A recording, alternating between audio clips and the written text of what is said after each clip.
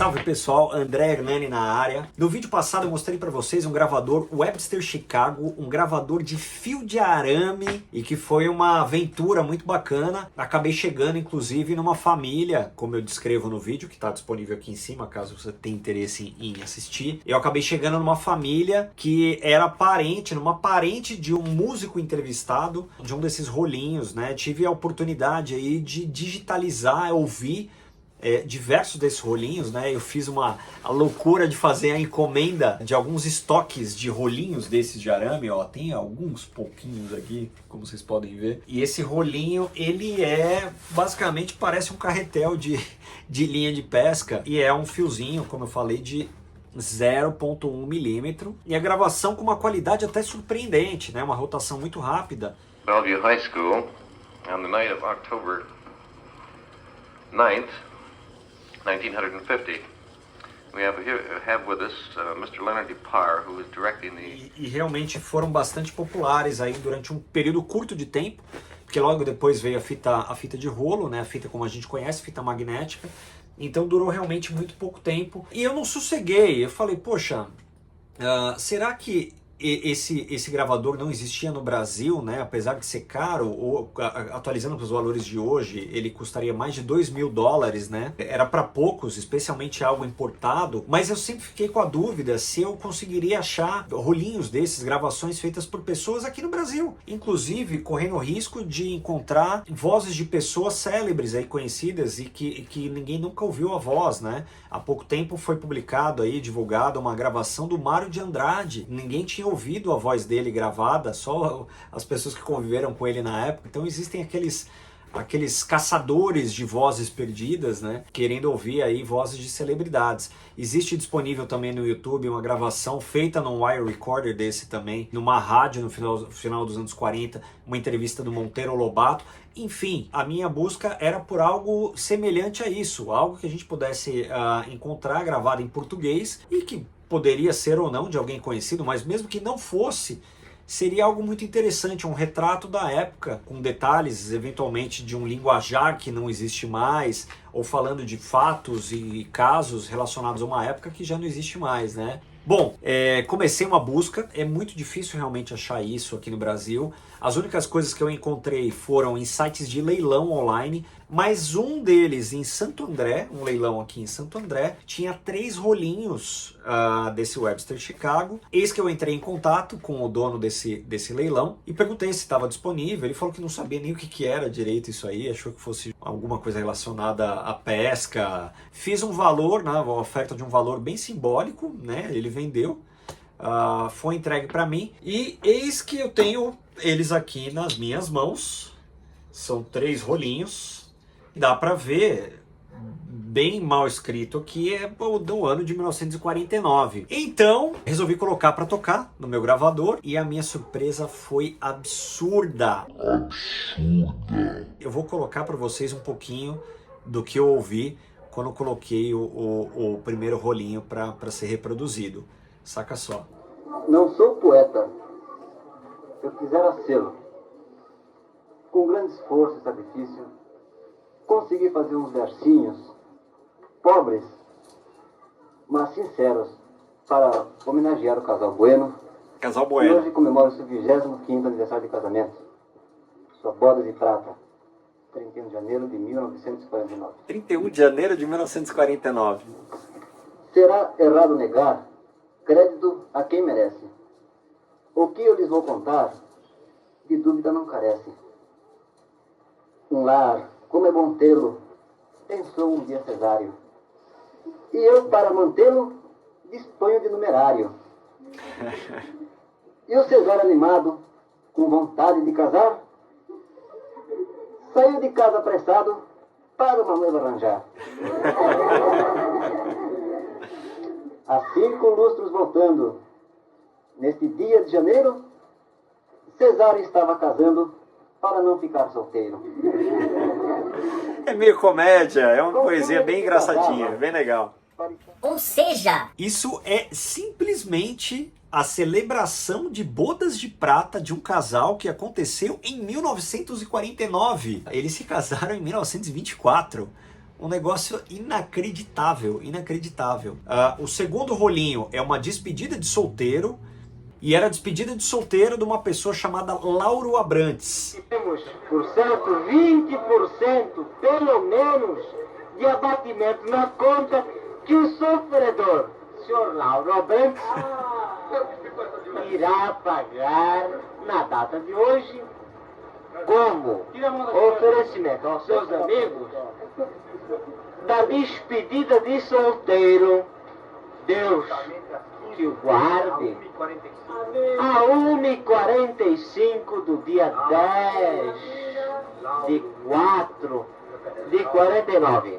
10 de abril de 49. Mário Amadei. E por fim, o terceiro rolinho tem algo parecido com aulas de geometria, alguma coisa nesse sentido.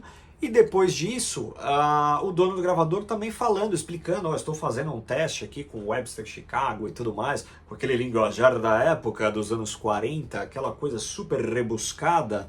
Estamos aqui reunidos para testar o aparelho Webster Chicago, modelo número 23, e deve estar com um volume muito melhor agora. O pessoal da banda dos 30 aí, que esteja me escutando, para um par de câmbios, queira me dizer a que intensidade está chegando o meu aparelho aqui, uma nova válvula. Sabe, isso é minha... Não satisfeito em simplesmente ouvir estas preciosidades, eu resolvi pesquisar um pouco a respeito desses nomes, né? A respeito dessas pessoas. Comecei a fazer uma busca, fui atrás disso. Não encontrei absolutamente nada no Google, mas eu lembrei de um negócio que é muito interessante, uma ferramenta que é muito interessante. Fica a dica aí, inclusive, para quem gosta dessa parte de busca de família, genealogia, né? Que é o site MyHeritage. E tem muita informação, muita coisa bacana. E lá dentro fiz uma pesquisa por Cesário Bueno e Laura Abrantes e Encontrei numa árvore genealógica mantida por um rapaz chamado João Paulo. Fiz contato com ele. Ele mandou mensagem falando: olha, André, estou extremamente surpreso com o que você está me falando. Essas pessoas que você está descrevendo são meus bisavós. Tudo bem você conversar com meu pai, ele vai entrar em contato com você, ele chama Hélio e tudo mais. E aí, de repente, o Hélio fez contato comigo. Mandou uma mensagem, um belo dia, falando: ó, João Paulo, aí meu filho, entrou em contato comigo, disse que você tem umas gravações em fio de arame. Para mim procede, porque eu sempre soube que um tio meu tinha isso, ele contava pra gente, mas é algo muito curioso e inacreditável. Como que isso foi chegar até você, como isso chegou até os dias de hoje, e como é que você achou a gente? Então foi uma coisa inacreditável ter conseguido colocar isso, esse tesouro nas mãos da família, e aí eu resolvi bater um papo com eles. O Hélio foi visitar o João Paulo, na Noruega, e chamei eles para um bate-papo online, e tentando colher um pouquinho das impressões que eles tiveram quando um cara completamente anônimo entra em contato com eles, falando que tem gravações históricas aí do final dos anos 40 da família deles, dos avós, bisavós, enfim. Vou compartilhar aí com vocês agora um pouquinho da conversa, saca só. Recording in progress. Agora sim. Ainda bem que a gente tem fita virgem aqui disponível para gravar, né? Um dos rolinhos aqui é a pessoa descrevendo, fazendo uma poesia, né? Falando das bodas de prata, né? Dos meus avós. O Cesário e a Laura, né? Quer dizer, bodas de prata em 1949, né? Eles casaram em 1924. E sua mãe estava com quantos anos? Estava com 18 anos, minha 18 mãe. anos, Ela está com que era- 94 agora. Nossa! Que Era ele citada lá na poesia. tem a Risoceia, que ele fala, é isso? O É, a nome? irmã dela, é a mais velha. E a minha mãe, a Dirce, ele citou o nome de todos os filhos, né? E ela é viva, então, ainda? Ela... Sim, a minha mãe é. Só tem mais dois irmãos, né? Ela só tem dois irmãos, que é o mais novo, que é José Carlos, que na época, Aham. nossa, ele era bem pequenininho. Inclusive na poesia ele fala que meio que o Zé Carlos foi um raspa do tacho, lá, alguma coisa assim, sabe? Que Aham. ele tem uma diferença razoável até, né? Enorme, ele está com 82. Deve ter uns 10, 12 anos de diferença para para minha avó, que até então era mais nova. Eu acho que loucura. ele tinha uns 8 anos, 7 anos. Que loucura. Pô, a gente tá E, falando de quase 80 anos, né? É um negócio surreal de antigo, né? E essa geração mais velha, quem que conseguiu ouvir, assim, que vocês compartilharam? Quem que teve a chance de ouvir? então, que Ah, não, eu, sua mãe ouviu, né? eu Mas ela passei para já. minha mãe, ela tá com Alzheimer, tudo, e Ah, infelizmente, se fosse um tempo atrás, mas eu passei para o meu tio, Que é irmão que dela. deve ter chorou, acho que total, porque ele chora por tudo, então ele ficou meio ele emocionado? pegou essa, hein? Foi uma coisa impressionante, né? E aí Aham, espalhou, foi para minhas primas e foi para todo mundo. Agora, o que a gente não conseguiu foi o meu tio-avô, que estava fazendo a festa aí de despedida do solteiro dele, do Lauro. aham. Ele morreu com muito, muito cedo. Ele faleceu com, acho que tinha uns 50 anos ou menos, não sei. Nossa.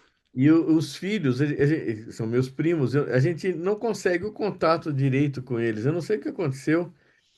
Eu estou tentando passar, porque para eles é muito importante, porque É a família é a descendente família direto, é. direto, né? É o pai Ah, tá. deles. E Aham, o João, ele era extremamente ligado em tecnologia, né? aham, Então, tudo dele era perfeito, ele entendia demais, demais de tudo. De tanto, eu não posso nem dizer eletrônica, porque tudo dele quase era elétrico, né? Mas aham, ele era radioamador, foi muitos anos radioamador até o fim da vida. aham, Eu lembrava dessa história que ele sempre falava que existia fita magnética, mas existia, no começo ele contava toda a história, que era filtro, era gravado em arame. Eu nunca imaginava como é que era isso. Eu sempre tentei procurar para saber, mas eu nunca fui a fundo, né? uhum, Agora que você falou que tinha fita de. Olha que E é coisa. uma coisa que nem você falou, né? Que durou tão pouco tempo, né? exato. Uma tecnologia que durou o quê? Um ano. É. É por aí, exatamente. Ela foi uma tecnologia que foi sendo aperfeiçoada no âmbito militar, né? Foi usado muito durante a Segunda Guerra, Hum, né? Mas de fato se tornou algo doméstico. Esse gravador, especificamente esse Webster Chicago, foi lançado em 1949. Aí é isso, lá para 51, 52, praticamente morreu, né? Mas muito Bastante. interessante, e ele era ligado em tecnologia, era uma coisa difícil também, porque até no meu vídeo eu faço a conversão, né? O valor dele na época seria equivalente a US$ 2.000 nos tempos de hoje, né? Seria algo muito Nossa. caro para se ter, né? é. É isso que eu fico pensando, se era exatamente dele, Ou será alguém que tinha e ou se era ele. alguém que emprestou para ele, porque eu não sei se ele teria condição de ter comprado uma coisa assim tão cara na época, assim. Agora, como ele era todo ligado nessa história, e era radioamador também, Aham. pode ser que alguém tinha esse gravador. Que era comum antigamente, assim, até, né? Às vezes Tem. uma pessoa só que tinha telefone na rua e todo mundo Ah, usava, uma sim, pessoa que tinha exato. televisão e todo mundo usava, É, né? É. Exato, é. E eu não sei se vocês ouviram inteiro lá do restaurante, é uma ouvi. barata. A gente vai ouvindo, né? Aquele linguajar rudimentar, aquela coisa, mas É, falando do camarão, e agora O vai. linguajar que é bem, né, é característico da época, engraçado, assim, né? né? É É, engraçado, eles falavam. e fazendo a E meu tio, narração, ele agora tinha vai muitas. entrar na boca, vai sujar o bigode e tudo mais. Entrou, né? Aquela coisa. E ele era, como é que se diz?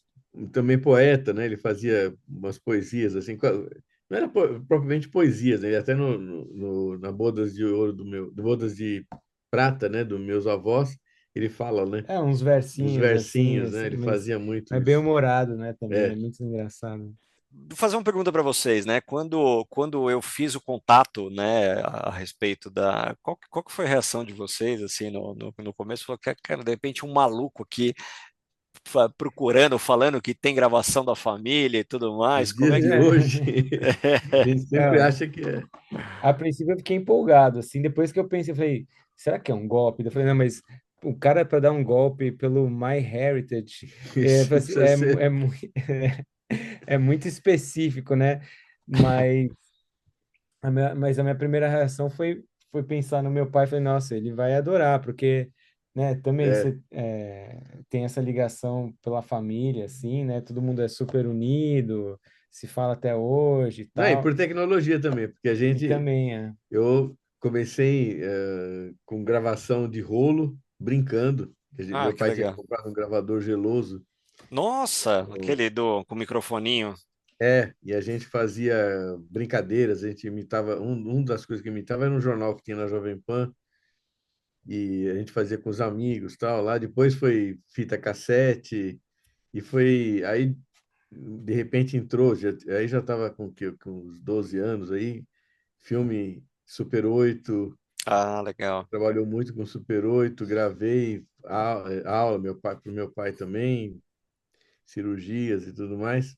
Depois foi vídeo, VHS, todos esses tipos de fita aí que a gente passou, né? Todas as Até mídias. digital, e assim É. estamos. Mas, ó, pessoal, realmente super prazer falar com vocês aí. Eu fiquei, é uma satisfação pessoal muito grande, né, ter conseguido juntar as pontas dessa investigação aqui, ter chegado em vocês, né? Não, e para a gente também, eu fiquei muito surpreso quando, adoro quando tem gente assim, sabe, que vai atrás, porque é isso, tem história por trás de tudo isso, né? Tem todos esses personagens, assim, eu acho muito legal. Eu, pelo menos, sou assim também, sou Né? curioso para entender quem que eram aquelas pessoas, o que que elas estão fazendo hoje, de onde veio, para onde foi.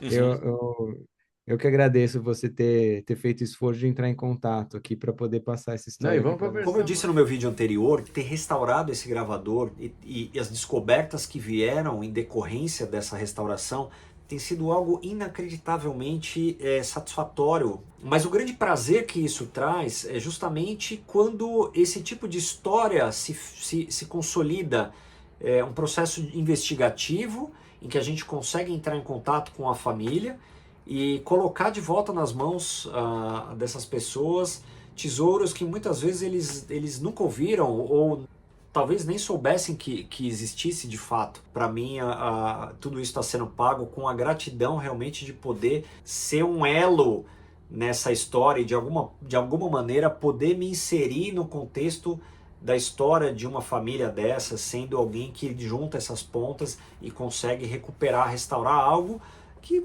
estava dado como morto, nunca mais ninguém ia ouvir, ninguém nem sabia que isso de fato existia. Então é algo muito gratificante. Estou me divertindo horrores com esse Webster Chicago. Quanto mais a gente vai ouvindo, mais a gente vai se interessando pelas histórias particulares de pessoas que muitas vezes até já foram embora há muito tempo. Mais uma história aí, um desdobramento do primeiro vídeo, né? E as coisas continuaram acontecendo até chegarem de fato na minha mão essas três mini relíquias e que agora estão devidamente digitalizadas com os áudios nas mãos dos parentes aí da família. Beleza? Agradeço aí ao Hélio e ao João também que toparam bater esse papo comigo. Isso aí, pessoal. Espero que vocês tenham gostado. Se gostaram, deixe seu like e vamos preparando aqui o próximo vídeo. Vamos ver o que vem por aí. Abraços.